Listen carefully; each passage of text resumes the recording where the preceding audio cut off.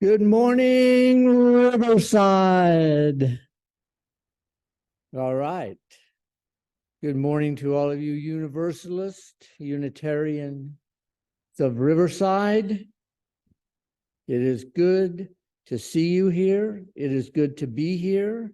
It is good to be with you.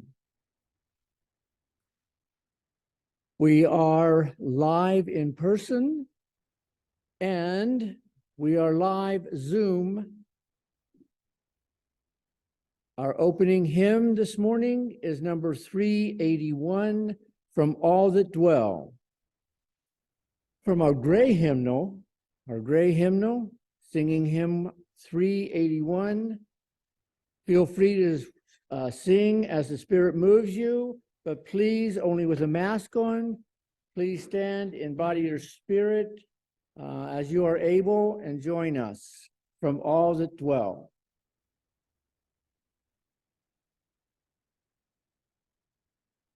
Please rise in body or spirit.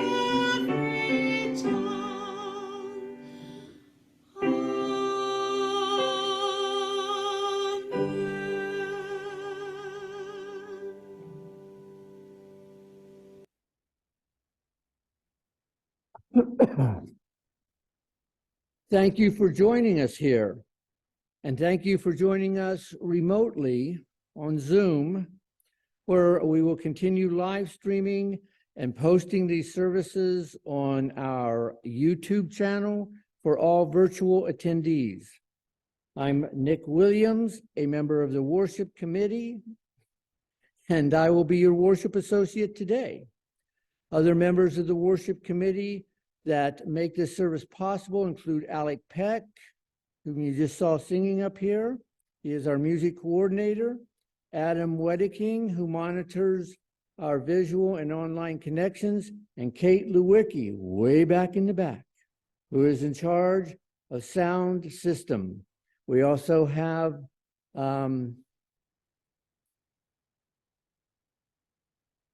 out there taking care of things, the hospitality. Avery. I had an A and I knew it was an Alec, but I could not grasp the rest of it. Thank you very much. Yes. Avery, who takes care of us out there with the hospitality. We invite you to leave your worries and defenses at the door and trust that what happens in worship is inspiring and powerful. We welcome you this morning to a spiritual community where we can find affirmation, encouragement, and inspiration for the work of cultivating justice and peace. This congregation is a place where we come to learn more about how we can apply our values to encourage individual and collective growth. So welcome. Let us all take personal responsibility to keep both ourselves and each other safe by wearing your mask and keeping distance in the sanctuary and while singing and chanting. So welcome. We are glad you are all here today. Before we move into service, there are a few announcements we would like to share. We will mention several websites, email addresses, and phone numbers. At the end of the service, we will leave up a slide with all this information, and it's available on our website. Sharing joys and concerns is one of the important rituals of our community, our opportunity to share milestones, losses, achievements, and experiences with one another. Now that our doors are open again on the first Sunday of each month, we can both hear from those in the sanctuary and read the contributions we have received. In front of the pulpit, there is a book where you can write your joys and concerns whenever you are here in the sanctuary. For those of you at home, you can send your joys and concerns throughout the month to UU Church of Riverside at gmail.com. Our next joy and concern will be on May 7th.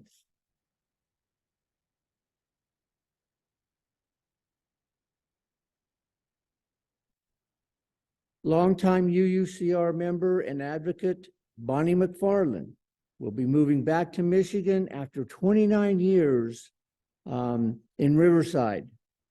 We'll be holding a special gathering after the service on Sunday, April 23rd in the Parish Hall. Please join us. A Course in Miracles book course will start on Friday, May 5th at 10:30 a.m. in the annex. Anyone who is interested in learning more may contact Linda Van Voorhees or Avery Burrows. The current meeting time is flexible and may be changed to accommodate other members. A service silent auction will be held in May. We currently have classes in drumming, jewelry making, and Sansky Ukrainian style egg decorating being offered. See Kate if you have something you would like to donate or a service to offer. The family barbecue will be held at 3 p.m. on Memorial Day, Monday, May 29th. Tickets are $25 for adults, $12 for children, 6 to 15, and ages 5 and under are free. See Kate if you would like to help out or bring something to the meal. The Social Justice Committee meeting is today in the annex at 11:30 a.m. You can find a Zoom link and more information on the website under Social and Environmental Justice. We now have a announcement from Adam Wacking and followed by Tinka Friend.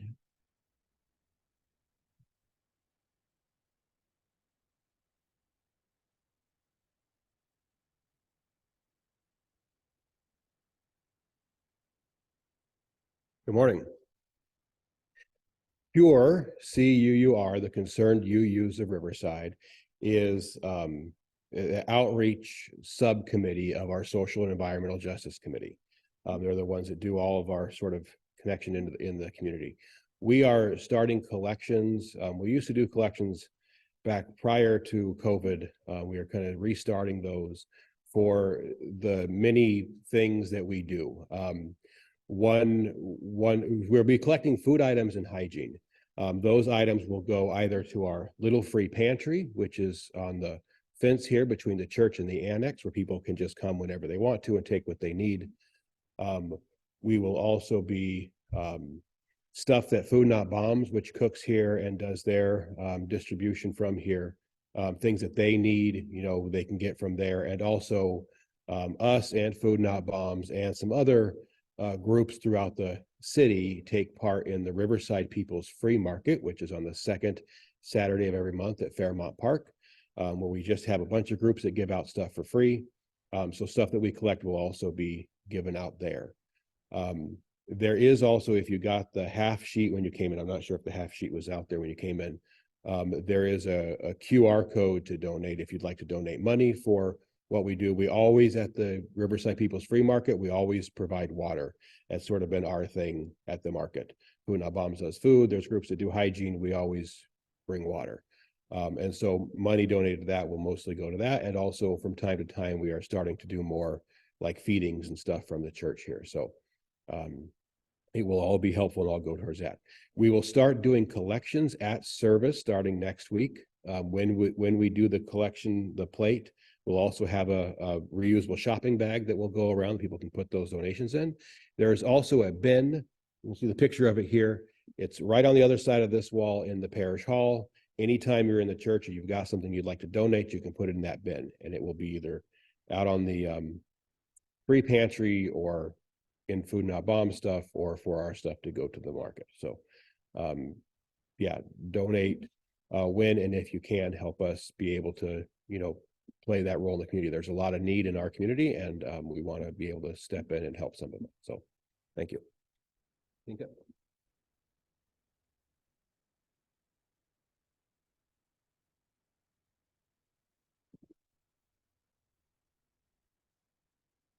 Oh. So welcome everybody. I'm so glad everybody's here this morning. I just want to share very briefly a fantastic event that the city put on through the Civil Rights Institute yesterday. And it was sort of a traveling tour that went throughout the city, stopping at 4 places, 4 of our sort of minority communities, and having a discussion or a presentation or something. First, we were over here behind Back to the Grind and Menagerie, where there was a beautiful, beautiful poem and interpretive dance rendition to the poem in honor of Jeffrey Owens, who was the gay man that was murdered there 21 years ago. He was stabbed in the parking lot. He died in the hospital. And then we moved over to Allen Chapel, which is to represent the Black community. And I discovered there that they formed their congregation before we formed ours. We formed ours in 1881. They were formed in the 1870s. So there was wonderful history and singing and dancing and drumming, and it was just beautiful, and sharing of their history and their culture. And then we moved to Chinatown, and they had 4 tables spread out and information about that, of Save Our Chinatown. And then last, we ended over at Sherman Indian School. Saw through their museum and discussion. There was a powwow that was happening. There's an exhibit that's going to be there. So I brought some flyers back. I don't have very many. I'm going to put them out there. If you want, you could take a picture of it, or you can take a flyer. But like I said, I think I only have about 5. And this was a very moving exhibit. And they are having this exhibit. It's in the high school auditorium at the Sherman High School. Or off from the auditorium. And it's from April 8th, and it goes until May 13th. So you have a couple of weeks. So it's not like you got to run out right now with your schedule. I'm sure it's on Saturdays. They tours on Saturdays from 1 to 6 p.m. And it's all about the forced boarding schools and the forced education for the Native American and Indigenous peoples. And Lori, who helped to write this book, was there. She, her entire family, from her grandmother all the way through, were educated at BMI boarding schools. And she helped to write this book. And I got an extra book for the church. She signed it. And so this can be borrowed and passed around if anybody is interested. It's called Boarding School Blues.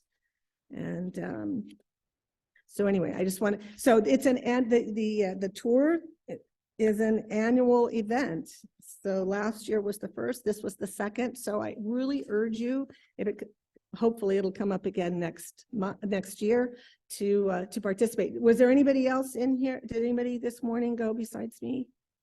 Okay, we had 4 people from our church, Nick and I, and then the Longfields, Robin and John went. Oh, Bonnie was there? Oh, I didn't see Bonnie. Okay. It was very.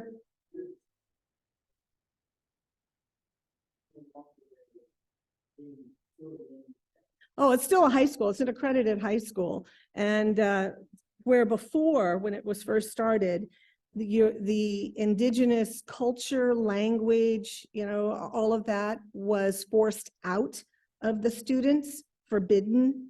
But now it has, the whole focus has changed, and it's to bring all that culture in. And so they are taught Many of them come and they have been isolated from that culture, and they really don't know about their culture. And the teachers there do a lot of research and have a lot of resources. So no matter, because they have tribes, something like 100 and some tribes, people from these different tribes all across the United States who come. There are only 4 Indian schools, boarding schools left in the nation. And so they come there, they get, they get educated, they learn their culture. It is taken it completely and turned it, completely around, which is wonderful.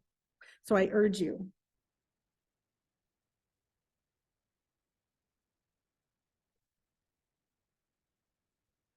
Thank you, Adam. Thank you, Tinka. So it was great to go over to the school and to see its use now, having become completely different. We had children there whose grandparents had been brought there and tried to be Americanized, and yet there is still more to be said about it. I forgot. I'm so sorry. May 3rd. And I urge all of you, May 3rd is their flower day. They have a little cemetery. It's not on the site. It's actually in Home Gardens on the way off of Indiana on the way to Corona. Is a small little cemetery, and they have children that were buried there from 1901 until I think the 1950s. Children that lived at the boarding school, died at the boarding school, and they were unable to be returned back to their parents. And anyway, so every year on May 3rd is this, it's a spiritual ceremony, and it's kind of cleaning off the graves, and we bring silk flowers and we decorate it and weave them through the fence that's around the cemetery. And then, this beautiful ceremony. So I urge, it's open to anybody in the community who wants to come and help the community honor these children who, it's very powerful. It is very moving, because here are these children, some as young as like 3 or 4 years old, that died away from their families. So that's May 3rd. So hopefully if you contact the Sherman School, or I can bring more information and make a flyer and have it out there. Thanks. Okay, thank you. So you'll make a flyer to have out there? Okay. And I participated in some of that things that have gone on there, where you make sure everything's cleaned up and redecorated for the new upcoming year. It's great to do. It's a great service.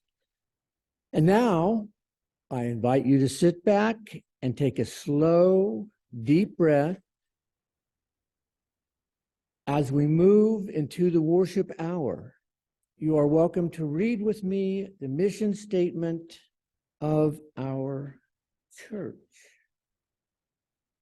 To foster a diverse religious community that celebrates life, affirms the individual, encourages spiritual growth and open thought, and works to advance social justice and environmental sustainability. Looked through the wrong part of my glasses there and lost the reading. This is a short biography of our speaker today. Our speaker today is UUCR member Walter Russell. Walt has taken, Walt was taken to the Spokane, Washington UU Church in his youth, then attended Boise, Idaho UU Fellowship from ages 26 to 20, then attended UUCR briefly, returning again at age 52, then again at age 66. He earned bachelor's degrees in physics and math from the University of Idaho. Walt was raised by a left-leaning father who made him watch Cronkite nightly. It was a long time ago. Walter Cronkite was the, what do they call them? The lead, the he led the nightly news. Anchor, thank you very much. The anchor, I don't know who they are or what they're called nowadays, but Cronkite was just a magnificent anchor every night. And so Walt viewed the Vietnam War, Bay of Pigs, and the Cuban Missile Crisis. This means nothing to you. You can Google it. He is deeply interested in social justice and how each of us can do our part in advocating for justice and equality for the greater good. Social activism can affect significant changes, but many cause personal pain and hardship. So is it worth it? Daniel Ellsberg says, of course it is.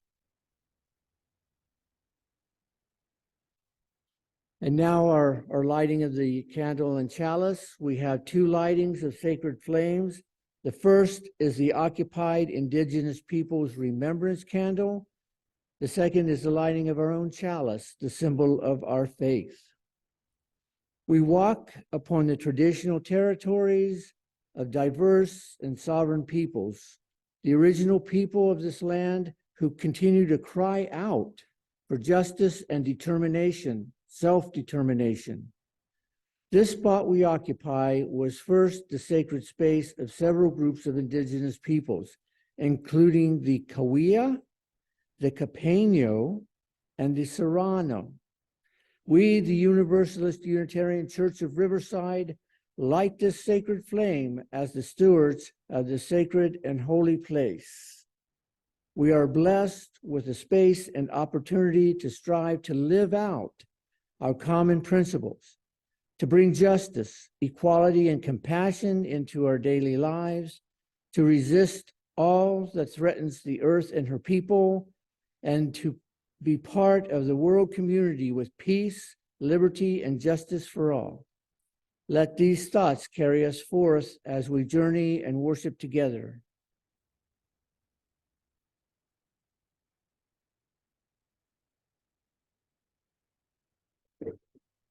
Okay, all problems are not IT.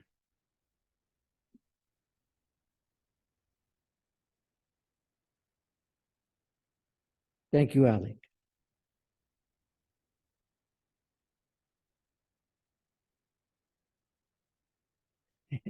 Today's reading for the chalice lighting is "The Chalice is a Symbol" by Deborah Falk.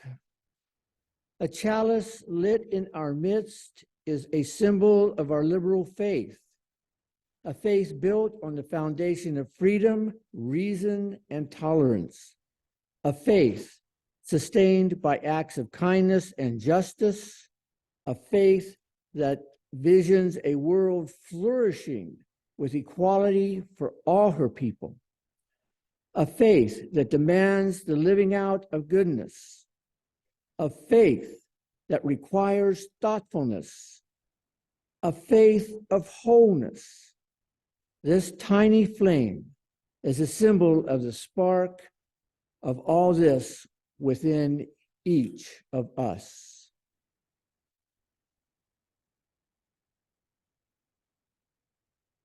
We will now greet our guests. We have a tradition here at UUCR to welcome those who are visitors or perhaps returning after some time away. We know it can be uncomfortable to stand up and speak in front of others, and so I will now ask for a volunteer from someone who has been here a while to tell us your name, how you found out about our church. We ask you to step close to the mic and speak into it directly and clearly say, and speak into it directly and clearly, unlike myself, apparently, so everyone can hear. However, be aware that you will be visible on our Zoom camera and in the recording of this service, which is posted online. Do we have any church members who would like to volunteer?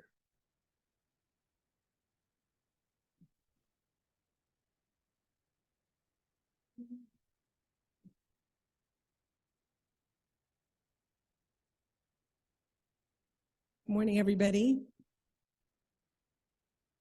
I'm Tinka Friend, and it's funny, I was getting ready for church this morning, and I was thinking about when I first came, and that was 1996.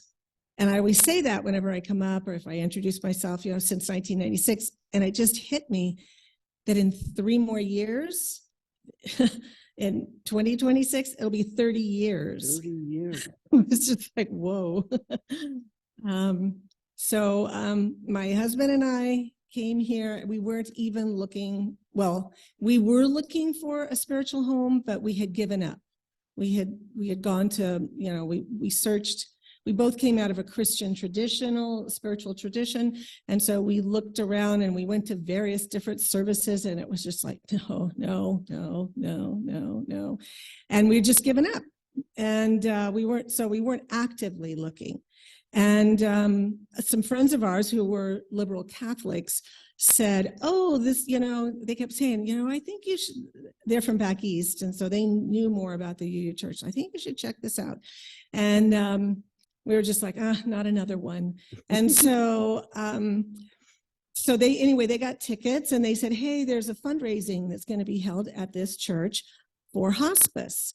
And it was kind of a Garrison Keillor kind of a guy, played a banjo, told jokes, sang songs, and it was and the money that was gathered, half of it went to him and half of it stayed with the church. So we came for that, and it was wonderful. I enjoyed it. It was fun, entertaining. I loved the building. During the intermission, I went out. The church sold cookies and stuff, and I went out there, and I picked up one of those pamphlets that you see. The pamphlet I picked up, unfortunately, is not there any longer, but I picked it up because it said they had a whole series like views of a UU Christian, views of a UU pagan, views of a UU, and the one I picked up was views of a UU feminist. And that was one of the things that stopped me from all of the other churches that I had tried, was their devaluing of women. And so I was like, oh my God, not only can you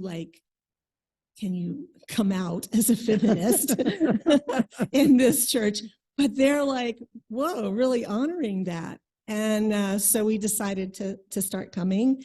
At that time, there was not a minister, just like there's not a minister now. But they had hired a minister, and in 3 months, she was going to arrive. So anyway, we have been here since through various ministers and now a period of time without one. So I urge you to stick around. Thanks. Thank you. You may take as much time or less in coming up to introduce yourself and let us know a little about you and how you heard of us. Step forward to the mic and tell us your name, how long you've been here or your first time, and how you found out about our church.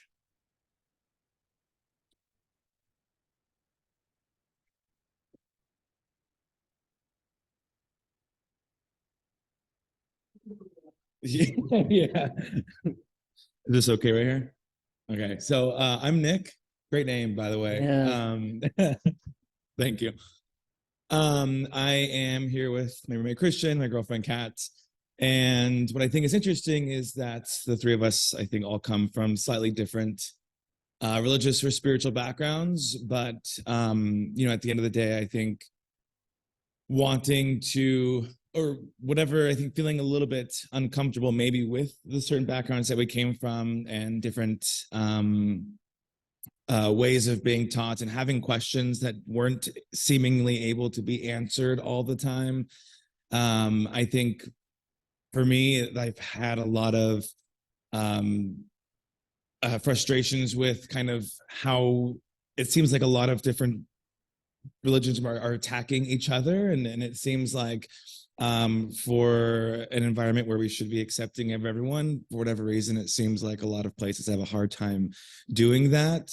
And so I've kind of like gotten to a place of being comfortable with my own beliefs and just allowing people to believe what they want to believe. And then all of a sudden, Kat mentioned a cousin or your aunt goes to a UU church near Redlands or so, and we looked into it and found that everything that the UU church was saying was kind of all of the same things that I had been feeling internally. And so we got really excited, and we tried out a church near where she lives in, South Orange County, and I live down the streets. And so we today is our first day here, but it's a beautiful spot, and I think the environment is great. And so I think at this point, we're just really excited to learn more. I think everything that UU does in terms of not just the way that they're accepting of everyone's individual beliefs and cultures and backgrounds, but also the fact that they're so involved in the community and making a difference. And it's not about saying, or, talking the talk. It's about sort of walking the walk. And I think that there's a lot to be said about that. So I think I'll do right there. Thank you. Thank you very much. Anyone else who would like to come up?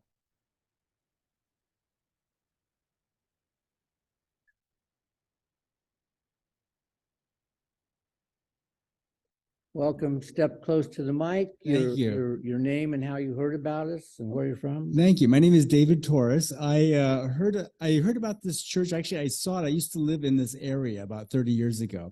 And I work up the street at the Riverside Community College district offices there. Yeah. And so I see this church all the time. And my daughter is the reason actually I'm here today. My daughter, Sarah. Wave to everyone, Sarah. Thank you. She's very shy, but we used to go to the library all the time when it was the library here. So we'd always see the church, and we'd always say, that's really cool. I love the value statements you'd have about, the multicolored flag and everything, and all the, just like accepting science, accepting, people because of, who they love doesn't make a difference. All those, positive things. And I realized, I didn't grow up in a religious household at all. And so my first foray into understanding like organized religion was like in the 1970s. And that was like televangelists. I would see those guys and I think, wow. And then they had all those scandals, and I thought, bunch of hypocrites, but here's the thing is I became a member when I was like 18 of the American Humanist Association, because I saw their magazine in the library. I said, okay, that I resonate to, that makes sense to me. So I became a member for a long time to the Humanists. And then I was kind of a hardcore atheist for a long time. I was really just like, atheist, there's no spiritual, there's nothing out there, there's, if you can't see it, touch it, feel it, like a empiricist, if you can't like see it, well, I'm not going to believe it. Okay, so time goes on, everybody changes and everything. And I had this really kind of a horrible thing that happened. And I realized that was like a message from the universe saying, hey, you know what? Stop and look at your life. You're not to get too personal, but it's like, if the police tell you, do you have like vacation time coming?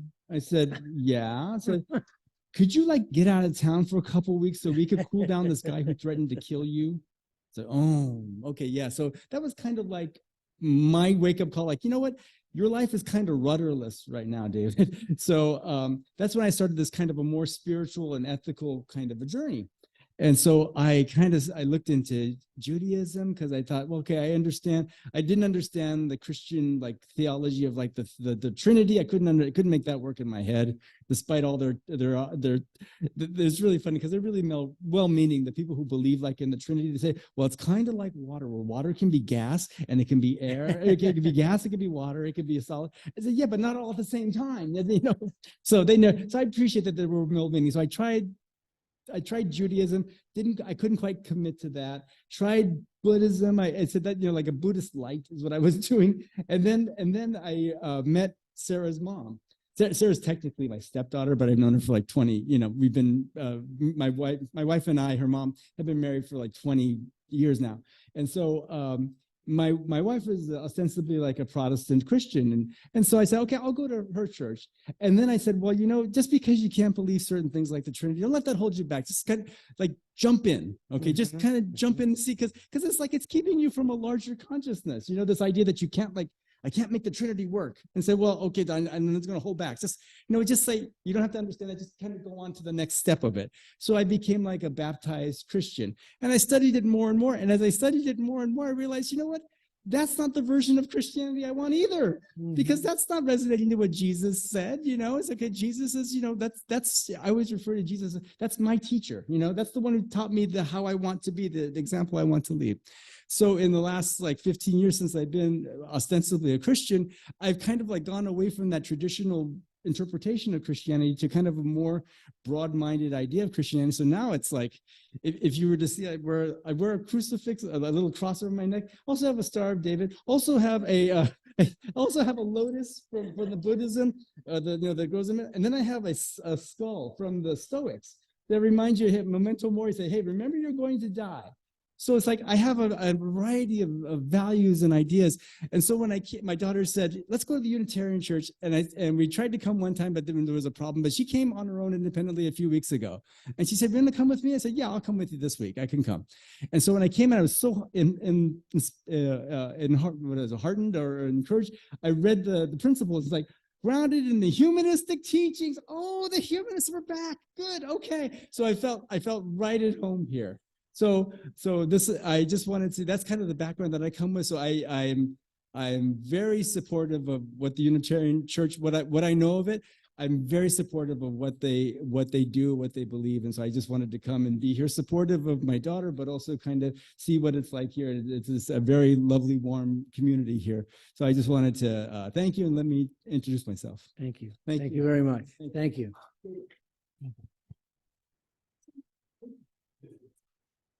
Yes, UUCR, where here we even say praise the agnostic. So anyone else that would like to come up, introduce themselves? Okay. For any other guests, please join us for socializing and coffee hour after the service. We'd love to chat with you in the parish hall, where you can also find the visitor's book. Please leave your name before you leave so that we know who you are, and some contact information if you want to know more about upcoming events. For our online, and did we have anybody online who wanted to introduce themselves? No? Okay, thank you, Adam.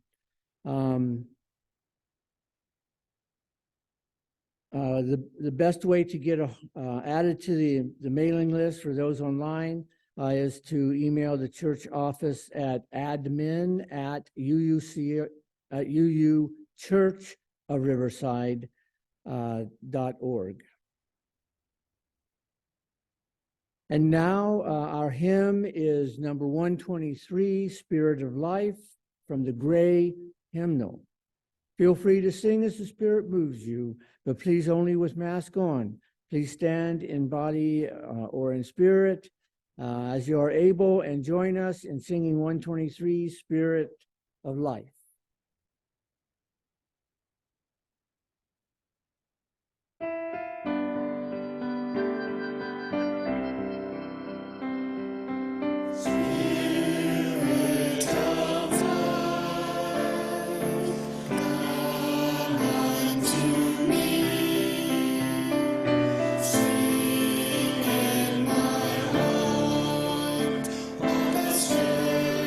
Of compassion.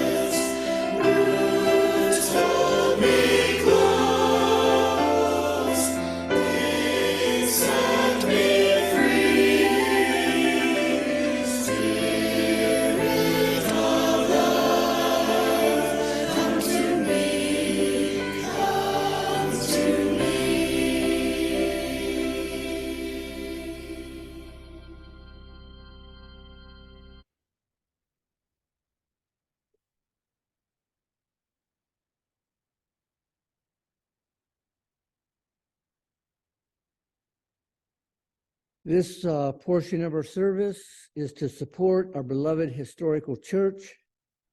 This can be accomplished several ways. In addition to the weekly collection, you may send your checks to the church address, which is shown here. Please, you may contribute by PayPal using the QR code, which is shown here, as well as the church website and in the newsletter. Stater Brothers Market gives our church a rebate on Stater grocery cards, which we will have in church each Sunday. You get the full value, and the church also receives a percentage for free. Please see Diner Row to purchase your gift cards. We may have someone different out at the front table to do that for you. Please donate as the Spirit moves you by whatever method works best for you. I thank you for your generosity, and to those who give of their time and their talent, thank you for your generous care and attention. Will our ushers now please come forward and receive the collection?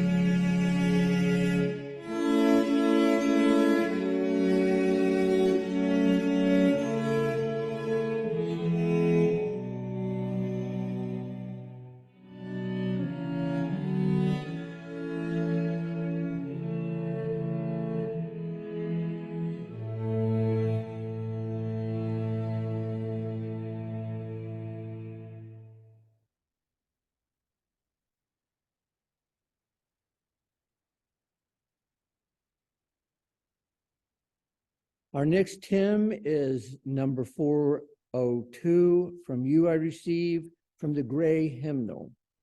Feel free to sing as the Spirit moves you, but please only with a mask on.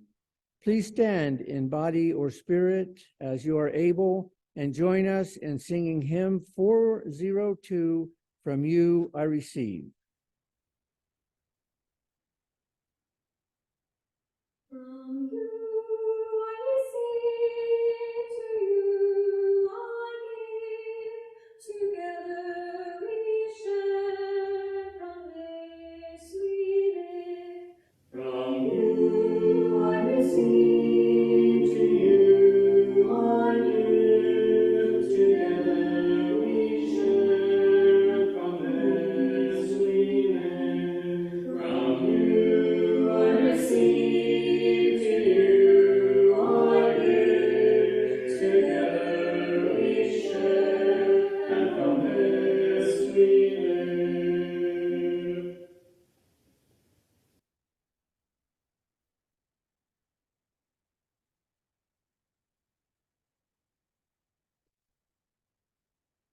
Our meditation today is by Edward Everett Hale. Please join me in reading the bold italicized lines. I am only one, but still I am one. I cannot do everything, but still I can do something. And because I cannot do everything, I will not refuse to do something that I can do. Now let us pause for a moment of silence.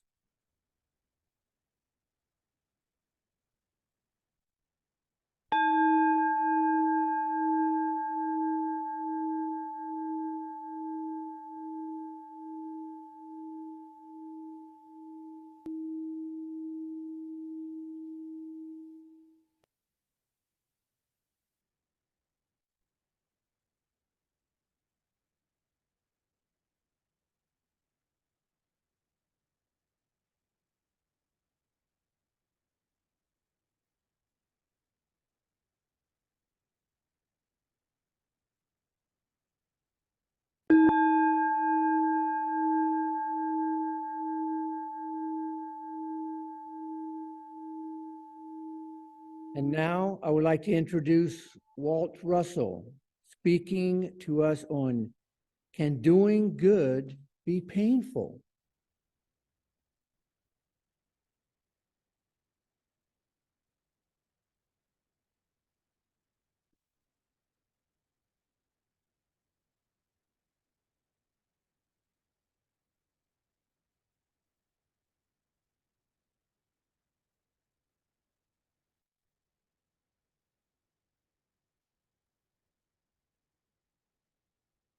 One moment, please. I have to arrange my very modern piece of equipment. Craig 212. Had it when I was a sophomore in high school. Fortunately, somebody out there keeps resurrecting them. I just wanted to mention that my dad had me watch Cronkite very faithfully. And as you may know, the Bay of Pigs was the CIA's the Bay of Pigs was the CIA's attempt to invade Cuba. They thought they'd be welcomed greatly, but I think the Cuban people remembered the casino days, and they didn't want to see that come back. It was a failure. Well, in school, I just read about pigs and how they're actually smarter than dogs, and they wish to be clean if only they could be. And so my dad, Cronkite, came on and talked about this invasion and the failure. My dad, being left wing, he's pretty upset over that. And I pictured, since I grew up near Lake Coeur d'Alene, so we went swimming every summer, I pictured the Bay of Pigs. There must have been a whole bunch of pigs out there. And just like our dog, he had a Springer Spaniel. My dad always had a dog for hunting. I figured they were out swimming. And here these people were coming in, pushing these little piggies away left and right. And it really bothered me. And so my dad was in the middle of, because he lectured me frequently. I said, yeah, but what about the piggies? What happened to the piggies? And he said, damn the piggies. And then he went on talking about the various people who were part of it. And finally, my mom said, you know, he does wonder about the pigs. And Dad went, huh? So anyway, I had to throw that in. As for my talk, when I do give talks, I start with a very emotional feel. And then I recall from my memory various things that have meaning to me emotionally. And then I try to pad it so that people won't say, where did you get this? And so I go on the web and I try to expand and pull from. And so my thinking about this was actually, when I look at various people, certainly Greta Thunberg.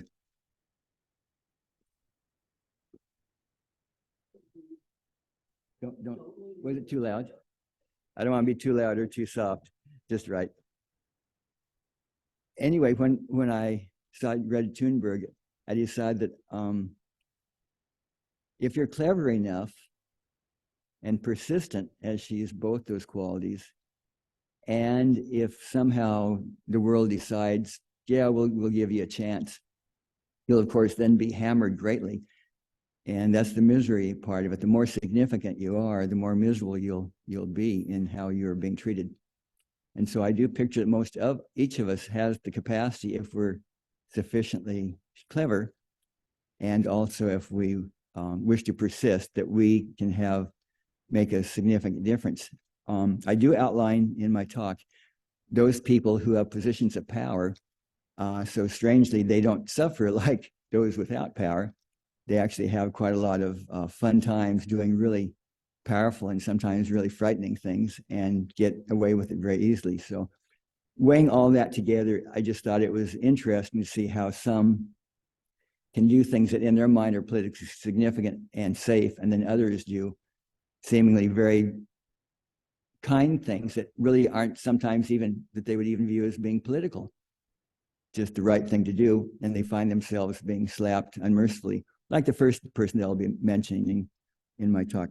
Anyway, with that, let me start.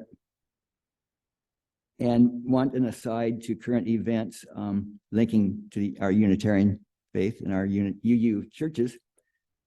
From the web on April 10th, 2023, Justin Pearson, a Democrat state representative who was expelled from the Tennessee House on Friday, April 7th, 2023, spoke about the episode days later in an Easter Sunday message for Church of the River, a Unitarian Universalist congregation in Memphis, Tennessee. And now, let's hear from Pat.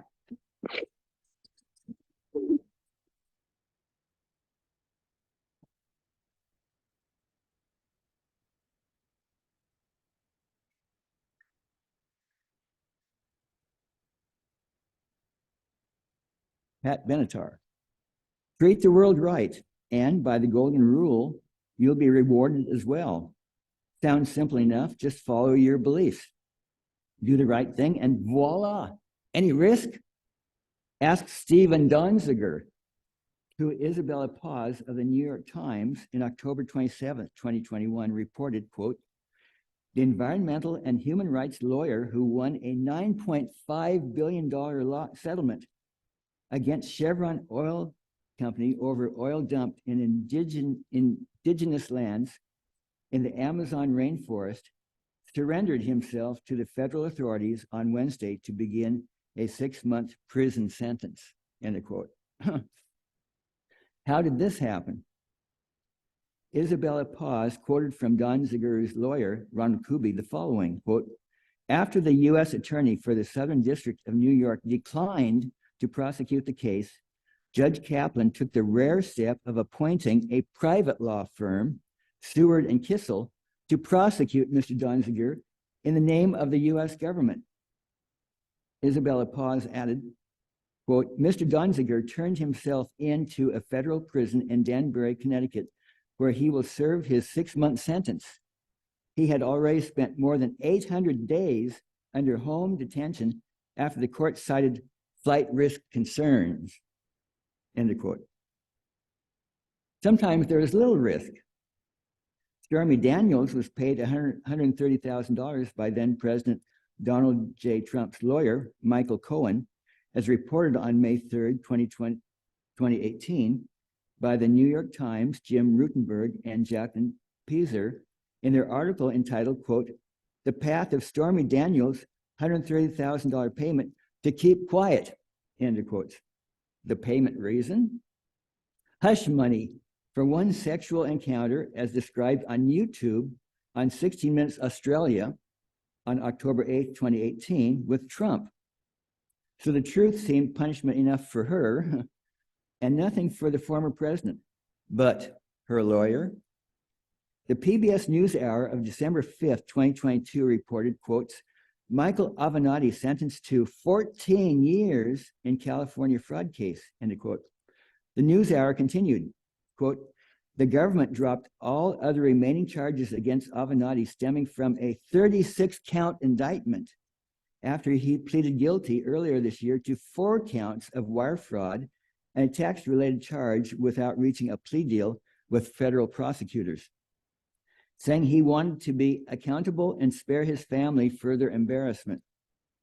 He was accused of negotiating and collecting settlement payments on behalf of his clients and instead funneling the money to accounts he controlled, end of quote.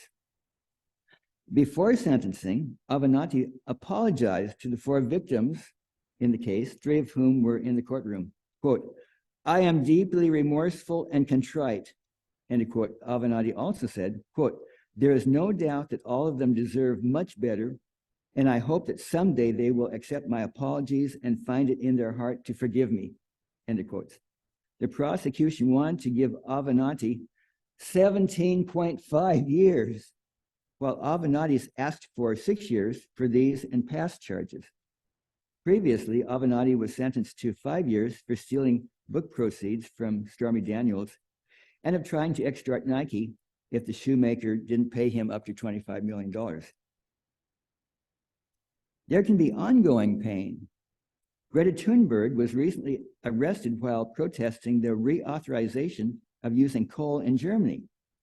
Germany is returning to coal following the loss of Russian gas due to the blowing up of the Nord Stream pipeline.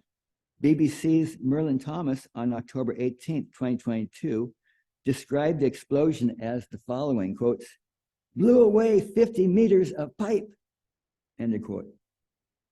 Greta's PBS special showed seasickness, during those sailboat rides between the old and new world countries. Plus, she finds it very hard to be in crowded situations, but at least she does not hear, "Chill, Greta, chill," from the current president. She is persisting, helping the world.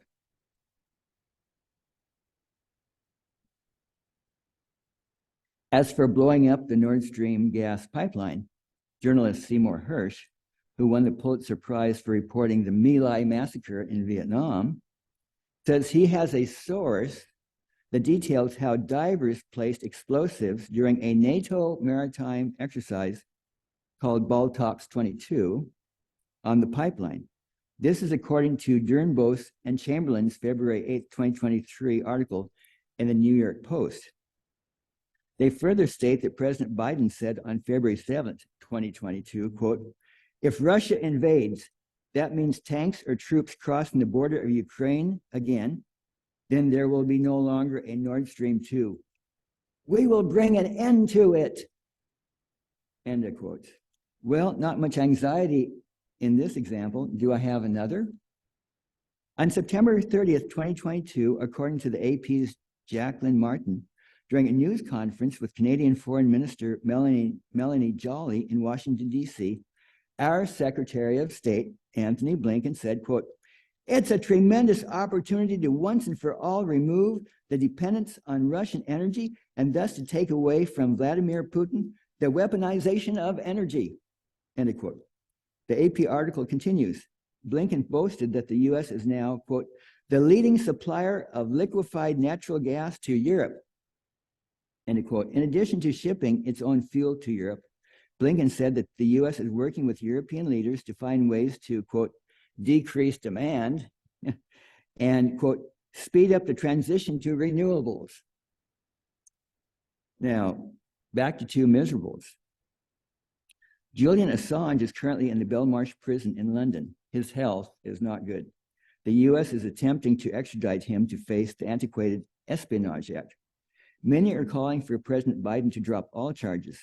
As reported by Andrew Blake in the Washington Times, May 25th, 2019, Bernie Sanders, a Vermont independent senator, said, quote, "Let me be clear. It is a disturbing attack on the First Amendment for the Trump administration to decide who is or is not a reporter for the purposes of a criminal prosecution," end of quotes.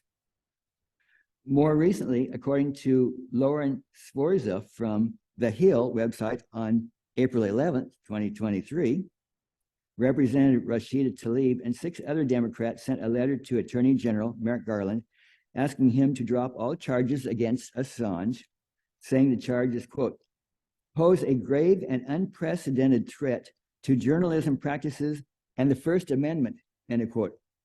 The other representatives are Jamal Bowman, Cori Bush, Greg Casar, Alexandria Ocasio-Cortez, Ilhan Omar, and Ayanna Pressley.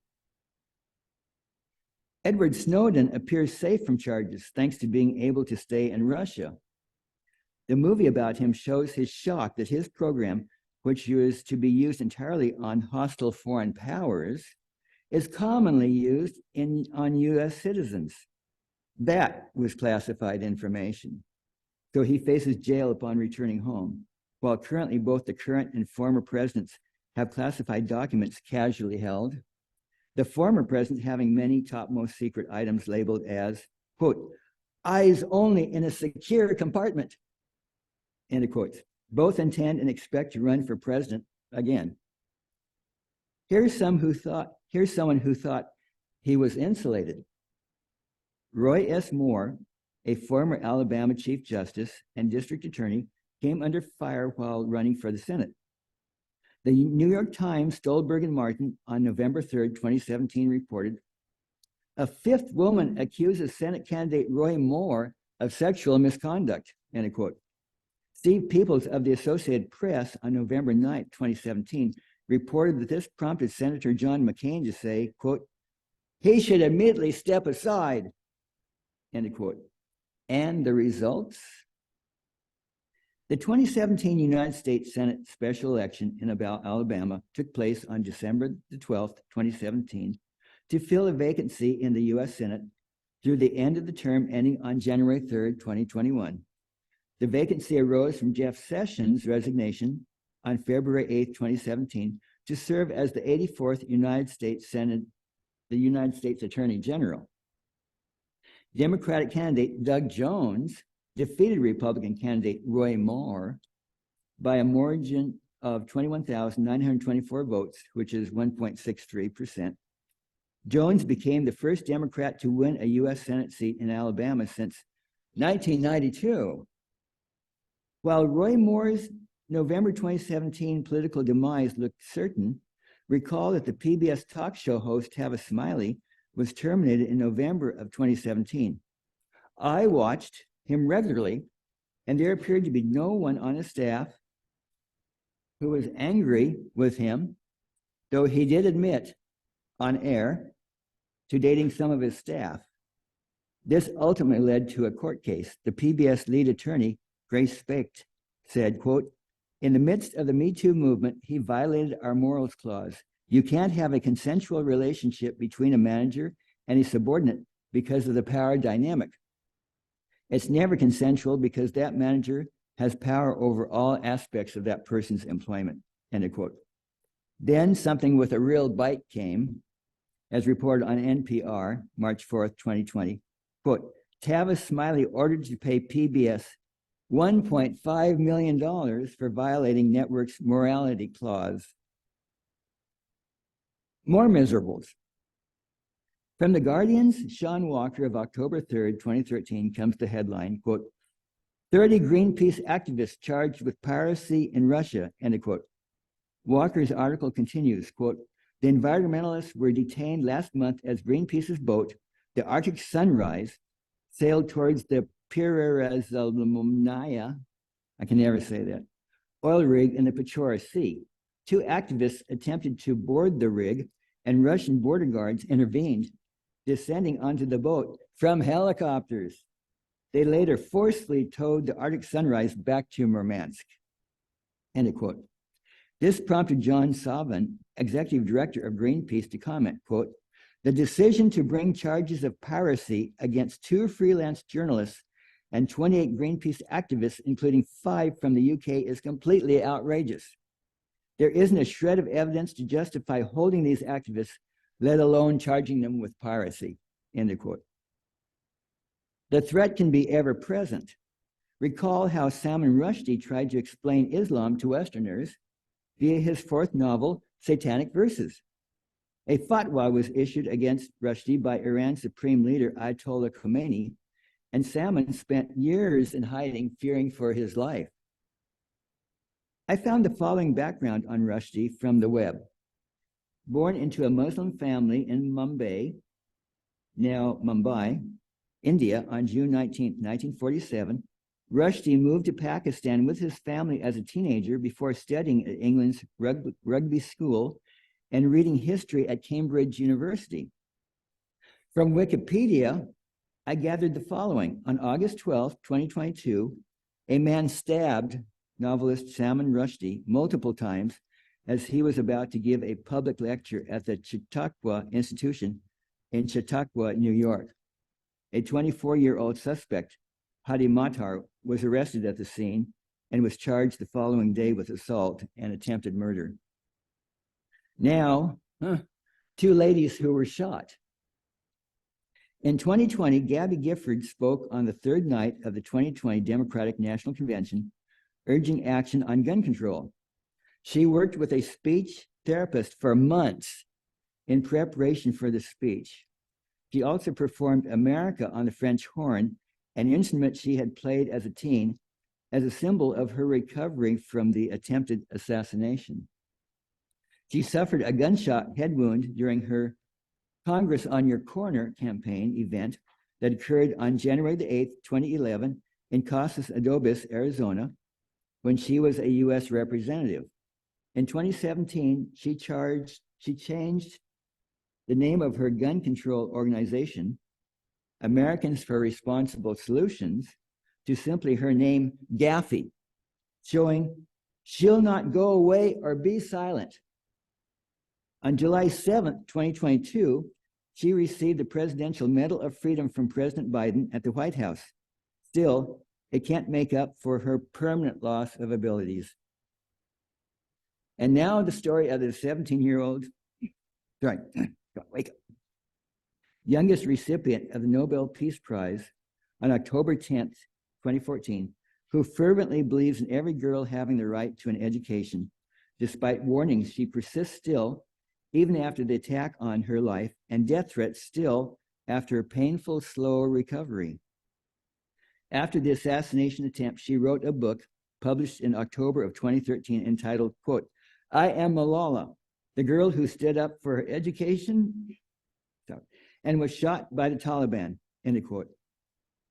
In her book, she describes riding the bus that detoured up a hill, the bus being confronted by two men demanding to see her and their 3-bullet attempt on her life. Among much else in the book, she clearly explains to me the difference between Shia and Sunni. I chose to lean on Wikipedia, lest I misquote and somehow bring more problems from Malala. Never know. So, from Wikipedia, quote, "After Muhammad's death, Umar ibn al-Khattab, a prominent companion of Muhammad, nominated Abu Bakr, Muhammad's friend and collaborator. With additional support, Abu Bakr was confirmed as the first caliph. Malala, on page 92 in her book, says, these are the Sunni." Wikipedia continues, quote, "This choice was disputed by some of Muhammad's companions who held that Ali ibn Abi Talib, his cousin and son-in-law, had been designated the successor by Muhammad at Ghadir Khumm," end of quotes. Malala says Shia is shortened from Shia-T Ali, the party of Ali. She has written another book, quote, "We Are Displaced, True Stories of Refugees' Lives," end of quote, published January the 8th, 2019. There is more. According to Wikipedia, on the 8th of March, 2021, a multi-year partnership between Yousafzai, Malala, and Apple was announced. She will work on programming for Apple's streaming service, Apple TV+. The work will span, quote, "dramas, comedies, documentaries, animation, and children's series, and draw on her ability to inspire people around the world," end of quote. How to make sense of all these examples of people trying to do something good and, if they have little power, ending up paying dearly for their sincere attempt to improve the world? And here's one more who announced on March 1st, 2023, that he has just months to live, according to the website Common Dreams. He then said, quote, "You'll be hearing from me as long as I'm here," end of quote. And, quote, "I work better under a deadline. It turns out that I live better under a deadline," end of quote. That's Daniel Ellsberg, who brought us the Pentagon Papers, which reveal true hidden governmental knowledge of Vietnam versus the official lies. This brings us to Jack Teixeira, just caught. According to an April 15th, 2023 article on the Independent website, Bevan Hurley reports that one of Jack's leaked documents is entitled, quote, "Russia-Ukraine, battle for the Donbass region likely heading for a stalemate throughout 2023, end of quote. Another document points to Ukrainian casualty figures being far higher than publicly stated by Kyiv. Sounds similar to Vietnam. Just as Daniel Ellsberg helped us at that time, so too Jack Teixeira has helped us to see our folly. Another stalemate between two nuclear powers with an increasing body count. Daniel Ellsberg on March 20th, 2023, next gives the reason of why we should try to do good against overwhelming power in two interviews dated March 20th, 2023, with he and Noam Chomsky on the website called theanalysis.news. The interview is entitled, quote, "Take Arms Against a Sea of Troubles," end quote, parts 1 and 2. Toward the end of part 2, he says small acts in a chain can bring about significant change, though you won't know it at the time of the act. For example, He says the anti-Vietnam War moratorium demonstrations of 2 million Americans on October 15th, 1969, some of us were there during the moratorium demonstrations, caused Nixon to shelve his dramatic escalation of the war, including 2 nuclear bombs, secretly scheduled for November the 3rd, thus saving millions of lives. Another chain of events example is that despite the Vietnam Peace Accord signed on January 27th, 1973, Ellsberg asserts that once all American troops were out by the spring in 1973, Nixon wanted to continue air support and troop supply and training to South Vietnamese government. The South Vietnamese government called ARVN, creating a situation similar to the recent 20-year Afghanistan war. But when the Oval Office tape recordings were revealed by Alex Butterfield, giving support to John Dean's testimony, Nixon was linked to the Watergate break-in. This led to his resignation on August 8, 1974. The North Vietnamese army subsequently overran the South Vietnamese capital on April 30th, 1975. At minute 26 in that same part 2 conversation, Daniel Ellsberg tells us, quote, "We do not have a right to be doing this, to make nuclear threats. No one does. Putin does not. Kennedy did not. Khrushchev did not in 1962. They all talk about, oh, this person was provoked into doing this and he had no choice, and it's the inevitable. Yes, that's the way they told everybody, the way people accepted it. Bullshit. They are making choices that were insane risks. And that's what's happening right now," end of quote. Then he says, quote, "Everything's at stake," end of quote. He then further says, quote, "Is it worth doing that? Demonstrating in civil disobedience for a small chance you'll have any influence, and that influence, a small chance, will change the course of events?" And the answer is, of course it's worth it. Of course. Everything is at stake. Look at the leaves, the trees, everything. Your family, the babies. Of course it is worth it. That's Daniel Ellsberg. You may want to check his website while he's still living. Or I mean, check what I referred to where he and Chomsky are interviewed extensively. How about a rousing additional emotional reason for persisting in doing good? Recall the song by Neil Diamond, where he mentions many, many important familiar names and ends with, "And each one there had one thing to share. They had all sweated under the same sun, looked up and wondered about the same one, and wept when it was all done, for being done too soon, for being done too soon." Hey, why don't we just hear it from Neil? And each one there has one thing shared. They have sweated beneath the same sun,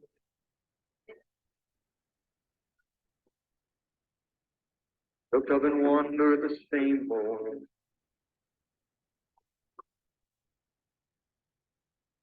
And wept when it was all done,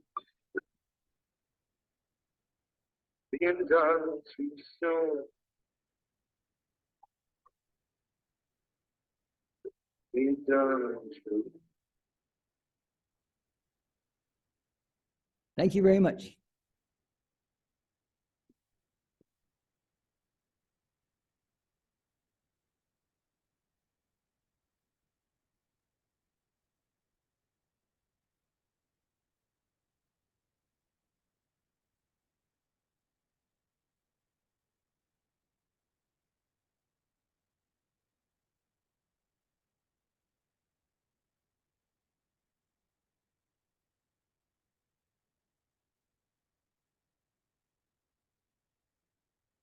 Got my pen.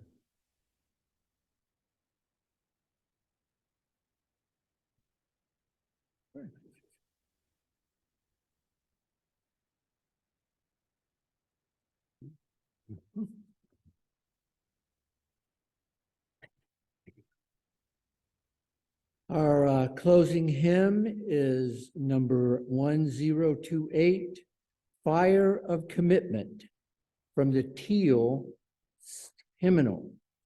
Feel free to sing as the Spirit moves you, but only with a mask on. Please stand in body or spirit as you are able, and join us in singing hymn 1028, Fire of Commitment.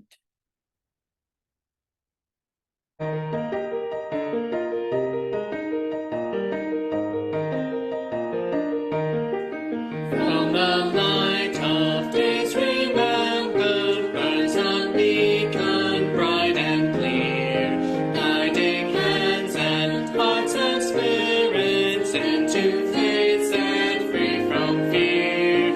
When the fire of commitment sets our mind and soul ablaze, when our hunger and our passion meet to call us on our way, when we live with deep assurance of the flame that burns within, then our promise finds fulfillment and our future can begin.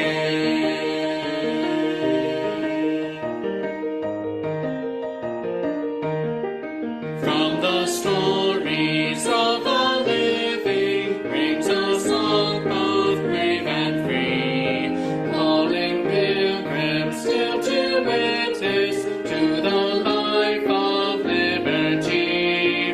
When the fire of commitment sets our mind and soul ablaze, when our hunger and our passion meet to call us on our way, when we live with deep assurance of the flame that burns within, then our promise finds fulfillment and our future can begin.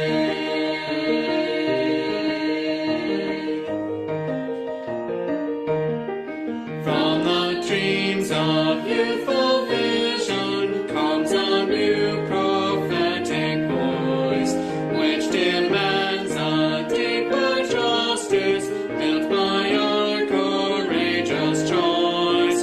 When the fire of commitment sets our mind and soul ablaze, when our hunger and our passion lead to call us on our way, when we live with deep assurance of the flame that burns within, then our promise finds fulfillment and our future can begin.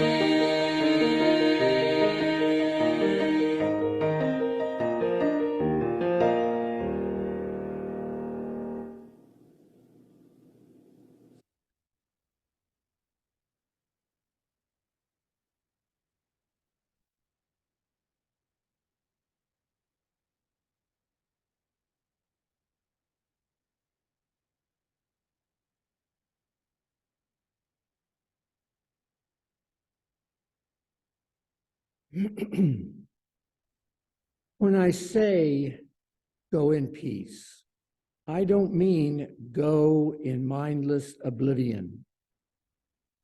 When I say go in peace, I don't mean go without challenging yourself or others. When I say go in peace, I don't mean go in utter ease and comfort. When I say go in peace, I mean go in peace seeking justice. I mean go in peace committed to equal rights and opportunities for all. When I say go in peace, I mean go in peace that is created when together we build communities of true solidarity, deep compassion, and fierce, unrelenting love. Go in peace. Namaste, amen, and blessed be.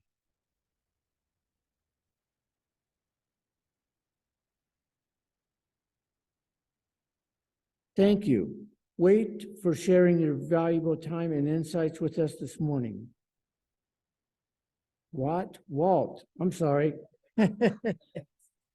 Wait for Walt. I say it again. Wait for Walt for sharing your valuable time and insights with us this morning. Sincerely appreciated, and we look forward to seeing you again.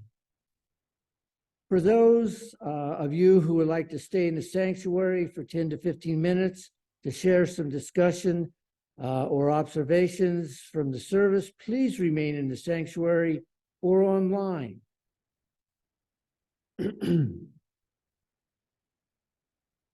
For the rest of you, you are now welcome to adjourn to the parish hall.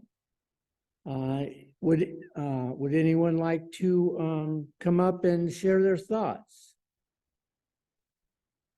Come up and share your thoughts? Yes?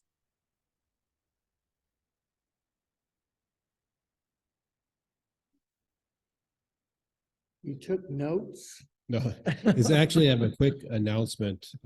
It was said, there was an announcement earlier about one of our beloved members, Bonnie McFarland, leaving us. She has set up a GoFundMe to help the cost of expenses of moving.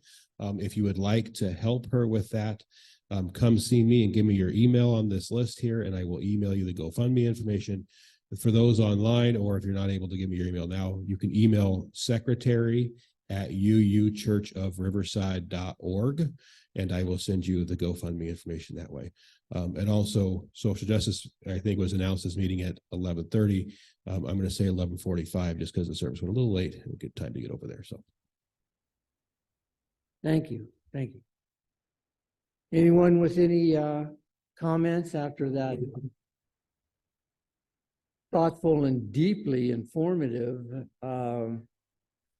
talk by Walt?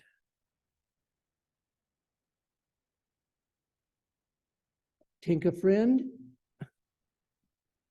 I also have a short announcement.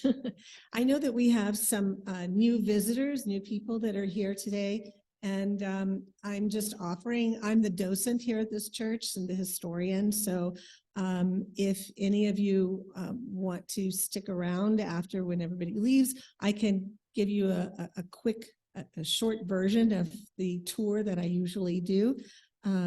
And tell you a little bit about the founding of the church, any information or historical information about the building or about the congregation, if you are interested. So I'll be here. Thank you. Thank you also, Tinka, for your song signing during our hymns. Anyone on Zoom?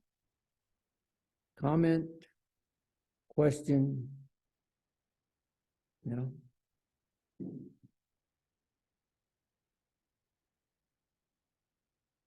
Well, if there are no further comments, thank you for sharing your thoughts. Please join us in the parish hall for further fellowship.